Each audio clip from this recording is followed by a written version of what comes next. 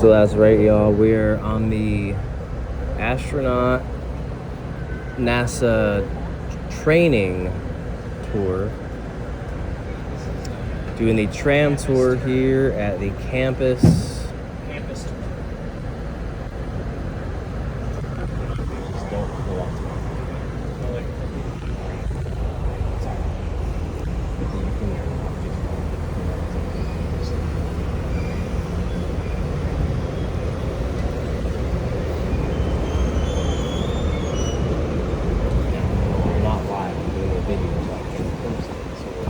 As we depart Space Center Houston, we'll be passing through a short tunnel just a few feet up ahead. I ask you to please remain quiet for those of us with auditory sensitivities.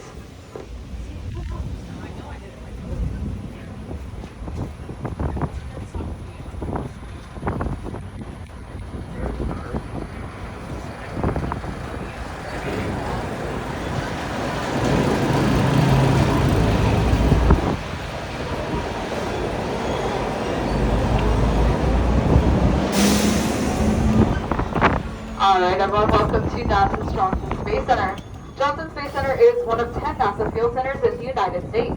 JSC has been leading the nation in human spaceflight operations for over 60 years.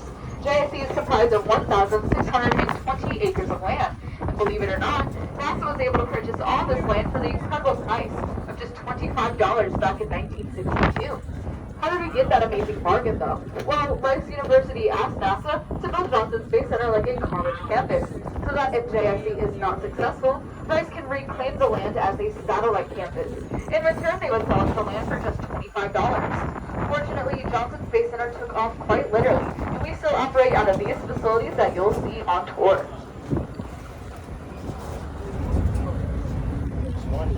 Coming up over on our left, you'll catch a glimpse of some of our famous Texas Longhorns. That's right, only at Johnson Space Center can you see rockets and prize-winning Texas Longhorns all in one place. This area is known as the Longhorn Project. This project was spearheaded by former Center Director George Abbey. This is as a way for NASA to give back to the local community. Today, the Longhorn Project is partnered with several different organizations and NASA to provide agricultural and STEM education to thousands of students each year.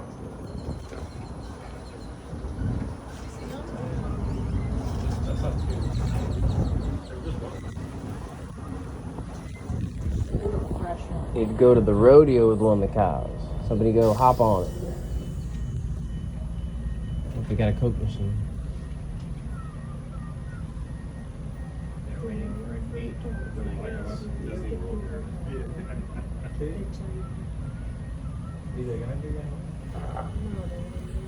Now, on top of being a NASA field center, JSC also serves as a wildlife sanctuary. A variety of different animals call this coastal prairie land their home. In fact, as we drive through the JSC campus today, keep an eye out for some white-tailed deer underneath the trees and in between the buildings.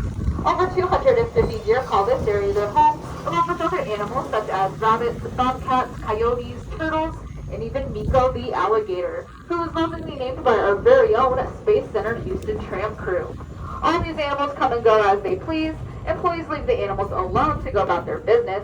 However, JSC maintains a wildlife management program on site that helps limit conflict between mission operations and the wildlife that call JSC home. No, we didn't. I don't think so.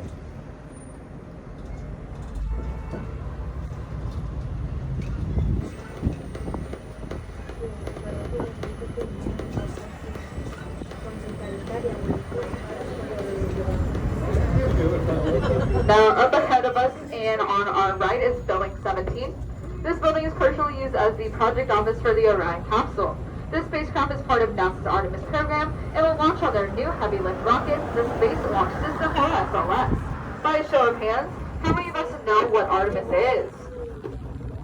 Alright, for those of you who don't know, Artemis is NASA's next giant leap to return to the moon, build a lunar space station, and establish a permanent moon base, with international partners from Japan, Europe, and Canada joining the mission.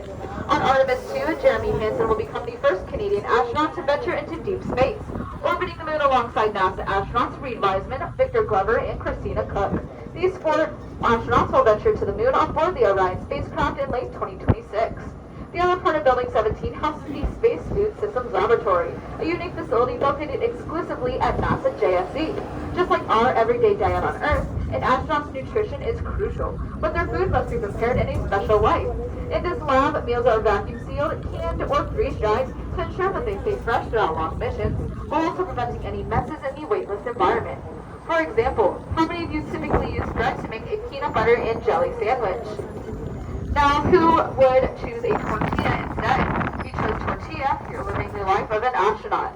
NASA learned this lesson when one of our early NASA astronauts, John Young, during his time in the Gemini missions, had snuck a corned beef sandwich in his spacesuit. After just a few bites, it became apparent that the breadcrumbs were floating all around the cabin. Luckily, this did not cause an issue on the mission, but it could have posed a bigger threat if crumbs got wedged in the equipment that kept the spacecraft running. This is why NASA uses tortillas instead, since they do not produce any crumbs.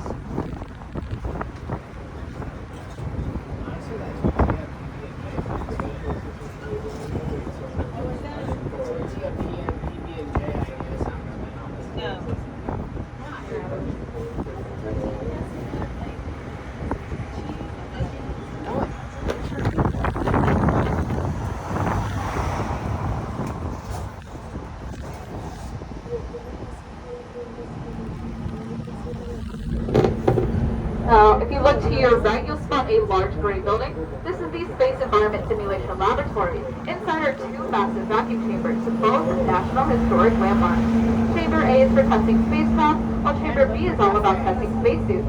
Right in front of the building, you'll see large white tanks storing liquid nitrogen at a chilly negative 320 degrees Fahrenheit or negative 195 degrees Celsius. This nitrogen is pumped into the chamber, simply increasing the cold of space. And if that's not enough, there are heat lamps that create an artificial sun, the black objects of space like heat. The James Webb Space Telescope went through testing right here at Belling 32 before it launched in 2021. Not every spacecraft gets the VIP treatment by being tested at a National Historic Landmark, but large equipment, like most capsules and other major space vehicles, usually go through a tough test of extreme cold and heat in vacuum chambers before they launch. It is their way of getting ready for the harsh conditions of space. That's what your brother's doing now, commercial low Earth orbit.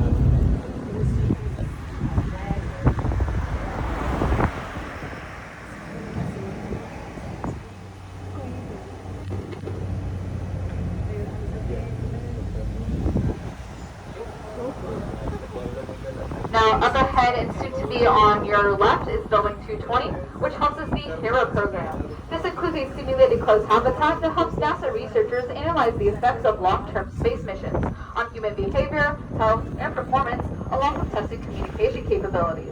NASA selects a crew of 4 volunteers to participate in a simulated journey to Mars inside a 650 square foot habitat split between 2 floors and a loft. Would any of you like to volunteer to enter HERA? Here is what you can look forward to while you live inside. You'll be testing out how isolation from Earth can affect you and your crew. This will partially be done by mimicking the communications delay from Earth to Mars. So let me ask you, how do you think you'd handle a conversation with a 23-minute pause in between? It sounds kind of awkward, right? But that is the current communication delay that we are expecting when we go to Mars. Right now, a single audio message can take up to 23 minutes to travel one way. Can you imagine? Almost an hour for a simple back and forth conversation. By simulating these challenges, HERA helps NASA prepare for the realities of long-duration space missions, ensuring that future crews are ready for the isolation and delays that will face on their journey to Mars.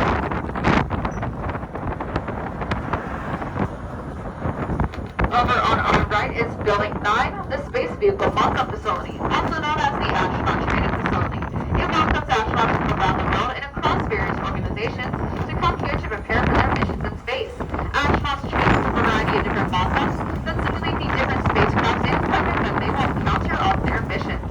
In fact, this is an active training facility, so as you drive by, pay attention to the parking lot. You may even see astronauts like Reed Wiseman or Christina Cook preparing for their upcoming mission.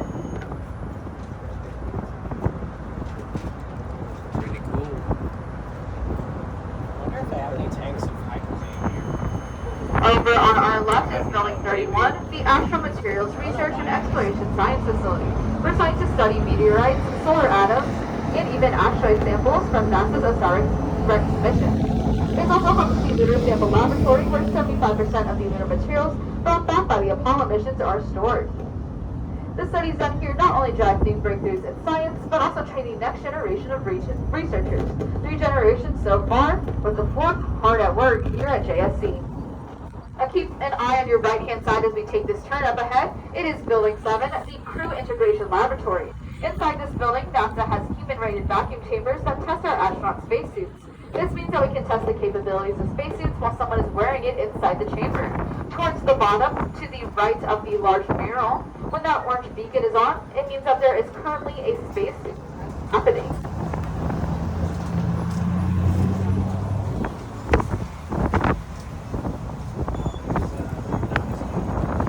Over on our right, you'll see Building 29. If you look at the center of the building, you might notice its distinctive circular structure. Originally, this was the flight acceleration facility, basically a fancy name for a centrifuge used by astronauts. They were trained in this centrifuge to experience the intense G-forces encountered during spaceflight. Later, during the Space Shuttle program, the building was converted into a training pool for astronauts, until those activities were moved to a larger facility a few miles down the road. JSC is very mindful of the spaces they occupy, and when possible, they aim to renovate and repurpose their buildings for new missions. Today, Building 29 houses software and hardware testing for the Orion spacecraft.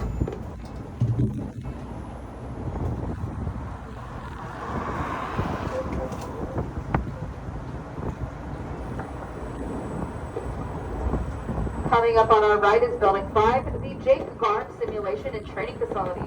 As the name suggests, this building is where our astronauts train using high-fidelity simulators, preparing them for the challenges of spaceflight. A standout feature here is the T-38 trainer, which helps astronauts learn to fly the T-38 Talon jets. These jets are essential for astronaut training, providing a real-world environment where they can practice high-speed maneuvers and space mission protocols.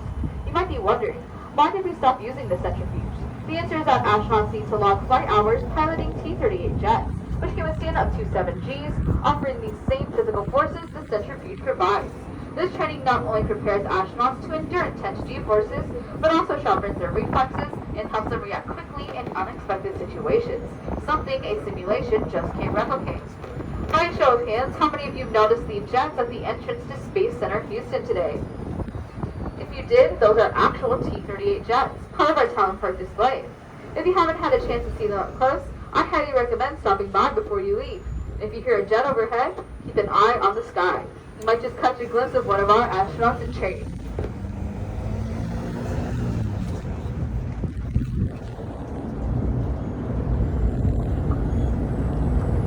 Over on our right is Building 1, the Project Management Building, which serves as the headquarters of Johnson Space Center. It houses the offices of senior leadership, including the JSC director, who oversees the center's space exploration programs. Despite its name, Building 1 was not the first facility constructed at JSC. Building 226 holds that distinction. However, it was in 1964 that JSC's first director, Dr. Robert Gilruth, moved into his office on the top floor of Building 1, marking the building's role as the center of leadership and decision-making. Building 1 continues to serve as a vital center of leadership and innovation, symbolizing both JSC's rich history and its future in space exploration.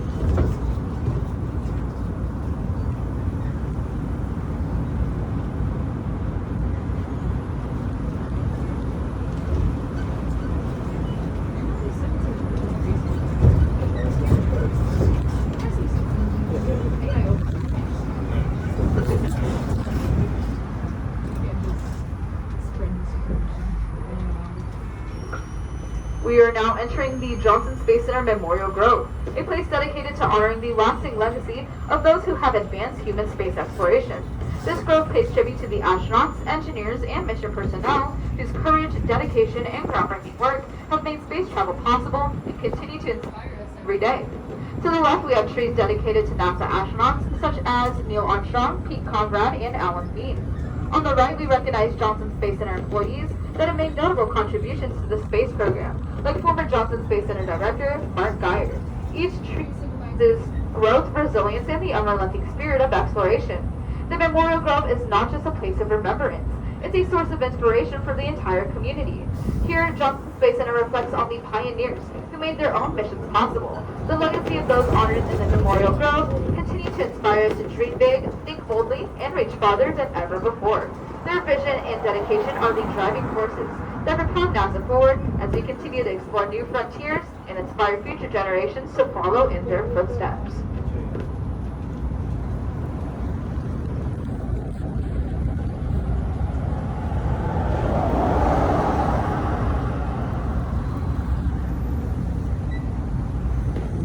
As we return to Space Center Houston, we'll be making a brief stop at the George W.S. Abbey Rocket Park, where more space history awaits. This stop is optional. Inside the building, you'll find the biggest celebrity rocket here, the Saturn V. This rocket is one of only 3 left in the entire world. Particularly, the Saturn V rocket at Johnson Space Center is comprised of flight-certified hardware from the 3 canceled Apollo missions, 18, 19, and 20. If you'd like to see the Saturn V rocket and the other historical artifacts here, please wait for the tram to come to a full and complete stop before exiting off to the left-hand side and the left-hand side only. Before you disembark, please make sure you have all your personal belongings with you. If you have an additional tour booked with us today, please be mindful of the return time so that you can attend your next mission.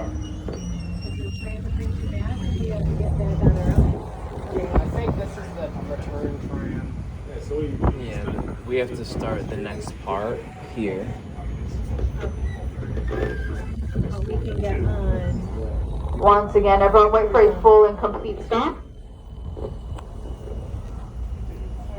Alright guys, if you would like to explore Rocket Park, now is your time to do so. Go ahead and exit off to the left side of the tram, and the left side only if you're able to.